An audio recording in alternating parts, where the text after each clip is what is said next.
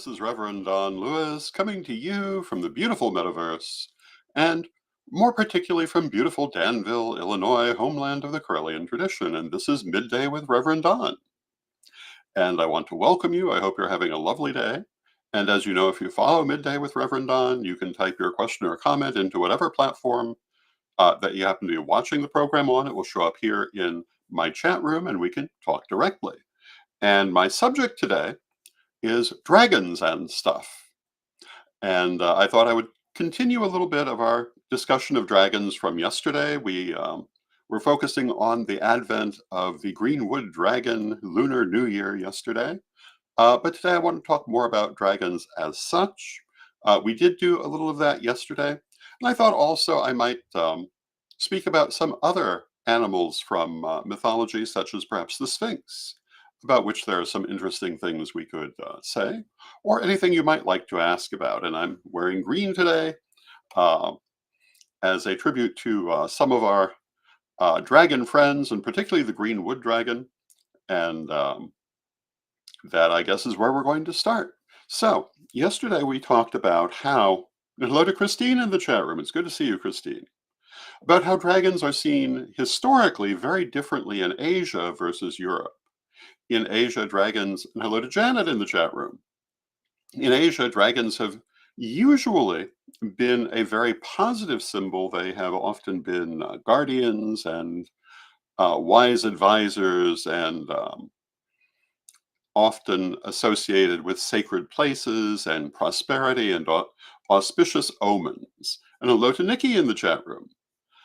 So in Asia, dragons are thought of in very positive terms. And when we look at their meaning in the Asian horoscope, it's a very positive meaning. And hello to Antonio in the chat room. It's good to see you, Antonio. Uh, in the West, until fairly recently, this was not necessarily true. In the West, dragons were usually thought of in more negative terms.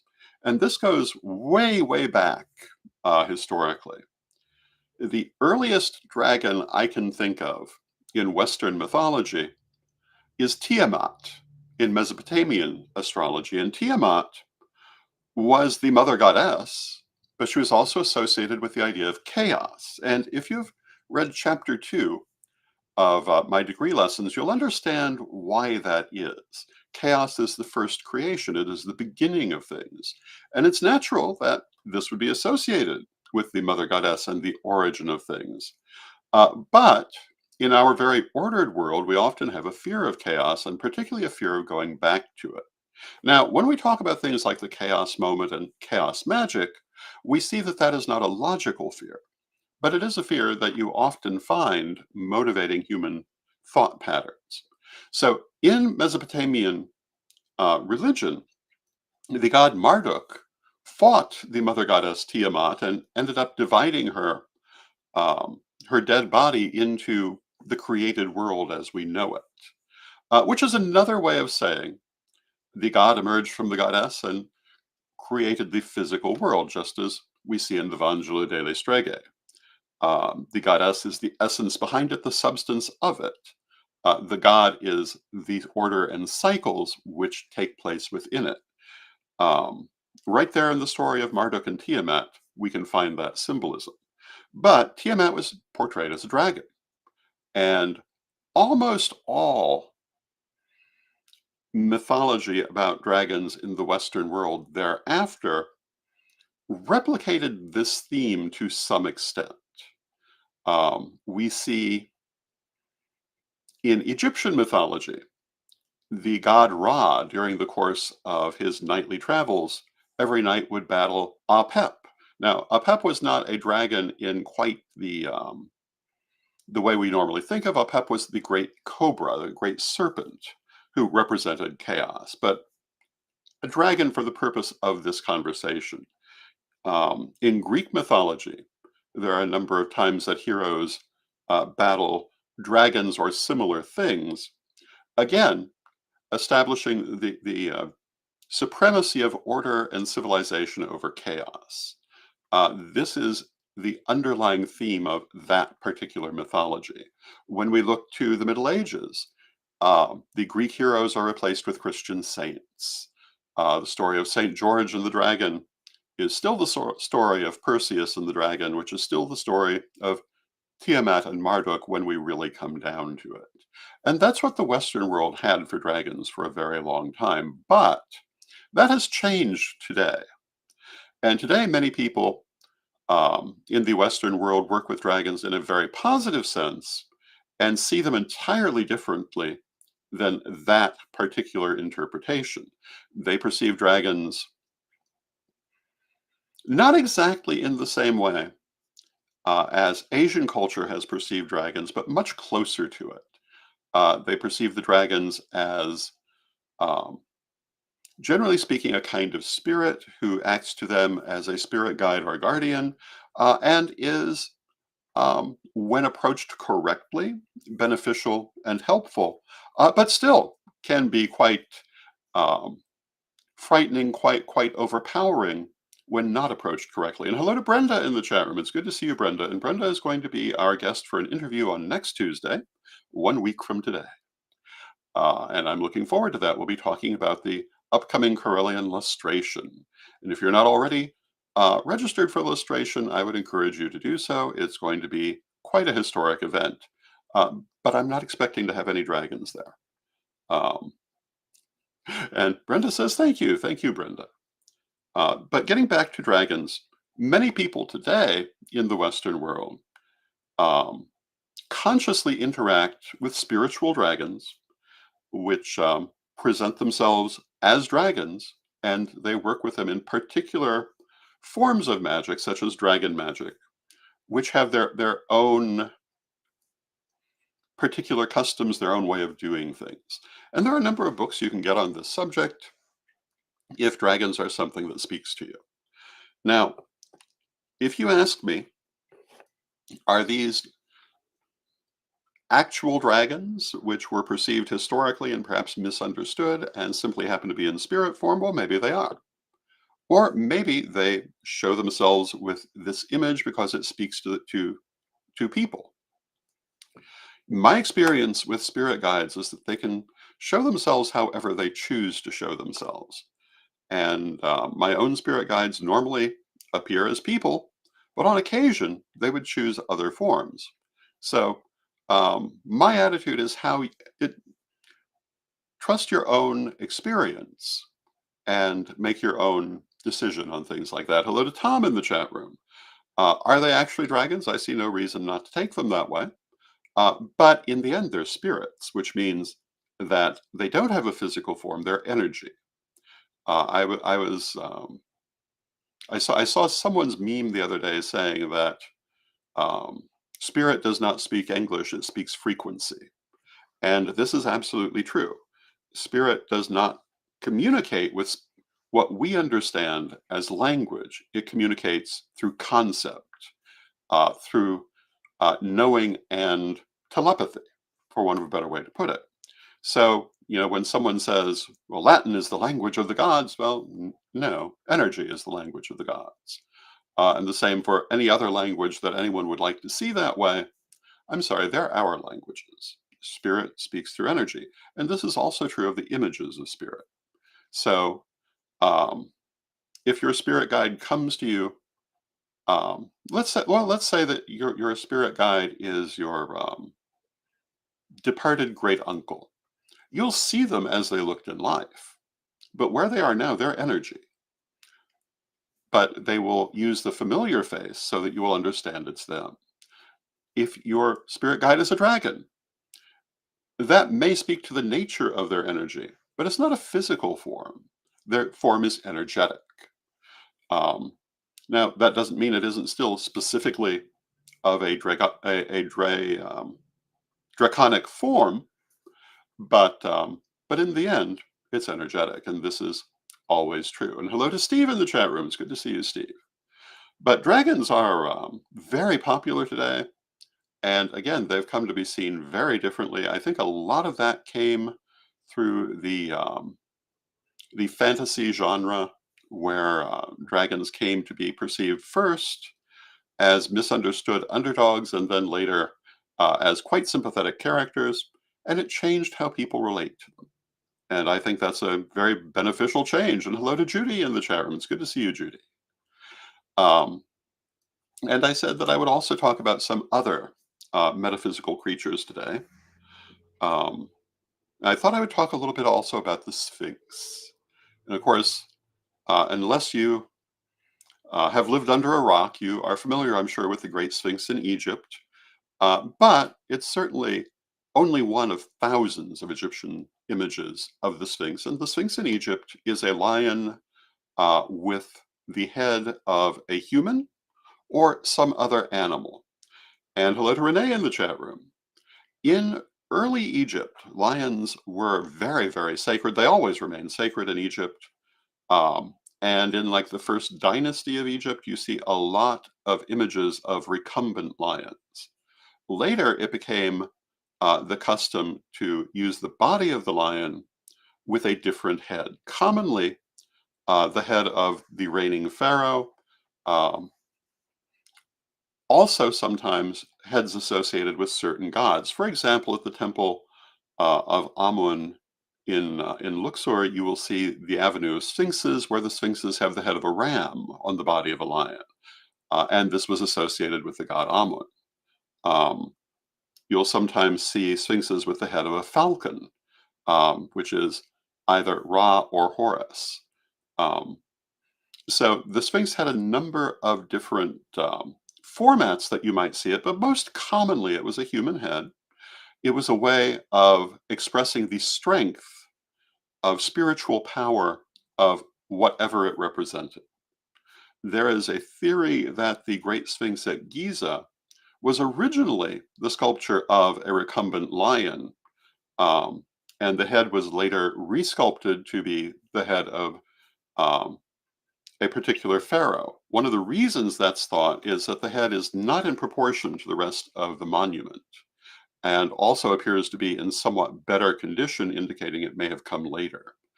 I find that a fairly convincing argument as opposed to a number of arguments about the Sphinx that I don't find equally convincing. But the Sphinx is certainly one of the greatest monuments of ancient Egypt that survives. But we also see the Sphinx in Mediterranean culture east of Egypt, where it commonly is the body of a lion with a bird's head, or occasionally, as we get a little later in history, a woman's head. In Greece, the Sphinx becomes something very different from what it was in Egypt.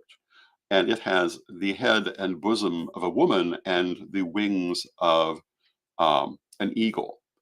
And this seems to have come through Mycenaean culture, where you see the Sphinx with the head of a bird and the wings of a bird. Um, and here the Sphinx becomes one of those monsters of chaos that one of the great Greek heroes overcomes, and is associated with the famous riddle, um, what goes on four legs at dawn, two legs at midday, and three legs at sunset.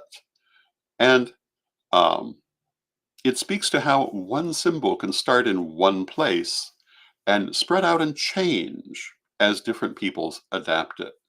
Um, the Sphinx is not especially common as a symbol today, not especially uncommon either, but usually in its Egyptian form.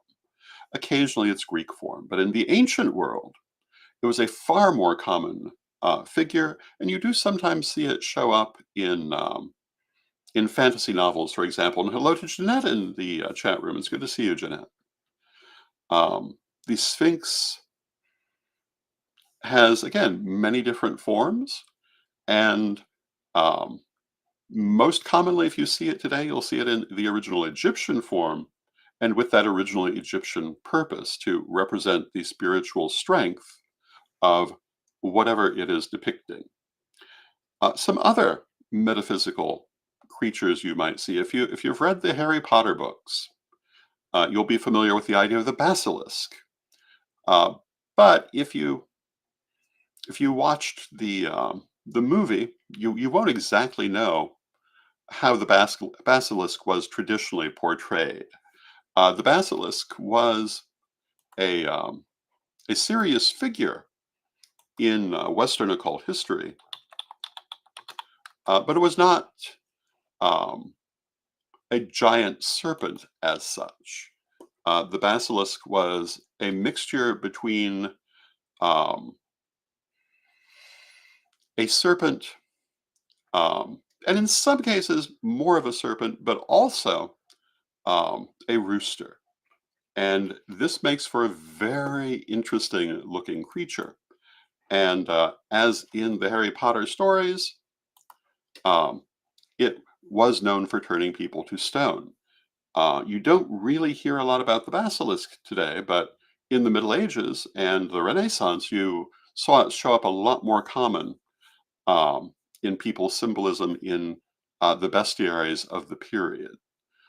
Probably one of the most interesting things to show up, uh, n- not really in occult bestiaries, but on the range of mythical animals was the vegetable sheep. And the vegetable sheep is very interesting because it actually is a real thing, very vastly misunderstood by many of our ancestors. If you look in the bestiaries of the medieval period, the vegetable sheep was a sheep that was planted as a seed and grew up as a plant and took the form of a sheep.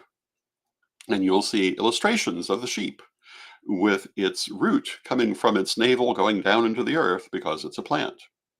And obviously, no such thing existed, but what it was a misunderstanding of the cotton plant.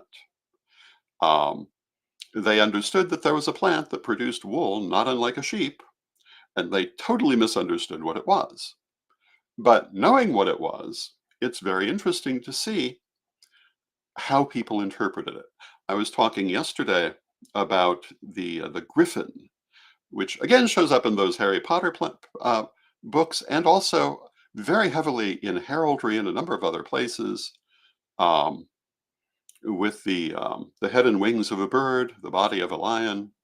Um, and the griffin is thought to have been a misunderstanding of the bones of, I believe, a triceratops in what is now Scythia, or what was then Scythia, um, and the region between there and Greece. They had found some of these skeletons, and apparently this is what they thought they had been.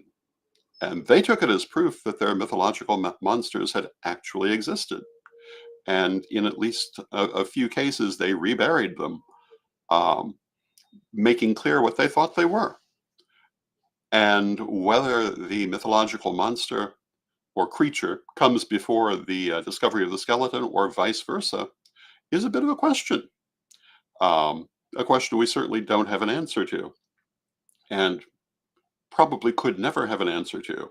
But it's interesting to see the different way people interpreted these things when they had a different worldview and a more limited frame of reference. I also mentioned how the Cyclops, which you find in the Odyssey, is thought to have arisen from finding the bones of prehistoric elephants in the Mediterranean area and not understanding what they were. Because if you look at the skull of an elephant, it has a big round central cavity, which appears to be an eye socket if you don't know what it really was, which was where the trunk attached. And these have been found reburied and labeled as Cyclops. And it's assumed that this was presumably where they got the idea that such a thing had once existed. Certainly where they got a firm belief that it had once existed. And when we look at this historically, again, it's very interesting to see how this informed ancient people's ideas of what was and was not real. It was very hard to deny the existence of Cyclops when you had found the skeleton of a Cyclops much larger than a human, much thicker bones than a human, and with a single large eye socket. Um, the only thing was, if you had known what an elephant was and what its skeleton looked like, you'd have known that it was not a Cyclops. But they didn't know that at that time. This gives you a somewhat different view of how they saw the world versus if you did not know that. The same with the griffin and undoubtedly many other things. Prehistoric remains are not something we just discovered, but they are something that we only recently began to analyze analytically from a naturalistic point of view. One of the things I find, one of my most interesting books, not in certainly the way that it's written, but in what's inside it, is called Curian. And it's the history of a particular city and the archaeological discovery and excavation of that city. And it makes a number of interesting points. Um, I think this comes from that book, but it speaks about the ancient shrine in that area and how it contained things that even in that day were very ancient that had been made as offerings. You see this also in Egypt, where, for example, one of the great temples of Thoth had ancient fossils which had been made as offerings to the god of knowledge. And did they know what these things were? Well, they obviously had some idea that they were something special and considered them somewhat sacred. And we today rarely are aware that they even understood these things were there, let alone how they interacted with them. If you've never read the book Curian and you're interested in archaeology, I highly recommend it. It also points out um, the number of unanswered questions that exist in archaeology. For example, in the city of Curian, they found examples of lace making kits far earlier than any example of lace exists. They're not quite sure what they were used for. The thought is they were probably used for making netting rather than what we think of as lace. But the technology far predated um, the historical, um, the places where the existence of lace and lace making is noted in written sources or was otherwise known. Obviously, if you find that technology, they must have had it, but there's no record that they were doing it. And they weren't necessarily doing quite the same thing with it. But it's interesting to know that that the technique of making what would later be bobbin lace goes back into antiquity. And even if we don't quite know what they did with it, um, I believe there's also an example from Pompeii of what certainly appears to be a pasta maker, very similar to a modern one. Um, and yet we were not particularly aware of their doing that. Nor are we certain that's exactly what it was, but it surely looks like it. But um, the book Curion also talks about how you can find very anomalous things in an archaeological dig, like bread wrappers, for example. And that doesn't mean that there were bread wrappers thousands of years ago with modern brands on them. It means that various burrowing animals had grabbed them for whatever reason and burrowed deep into the earth with them, and that's how they were found there. And this is a very interesting thing to consider if you're very interested in archaeology and the many unusual questions that there are in archaeology. And hello to Lepos Felix in the chat room. Good to see you. I find archaeology a fascinating thing, always have. And as I was saying, I think just yesterday, I'm not a great fan in the ancient aliens did everything school of thought because it seems to me the archaeological record is pretty clear on a lot of things. If anything, new archaeological finds only suggest that our ancestors were um, more highly developed earlier than we thought they were, not necessarily in need of external influence to do great things. Which does not mean that I believe that there are no extraterrestrial life forms or that we necessarily have not had connection with them. Many people I have known, myself included, have had spiritual experiences. Um, with what we would loosely call aliens. But that does not make me any fonder of the work of Eric von Daniken. And Lepus Felix says, remember the tree trunks stuck in layers of stone? Absolutely. Things show up in ways you don't expect. And sometimes we can only extrapolate what that means, but I think we need to be cautious in what we extrapolate.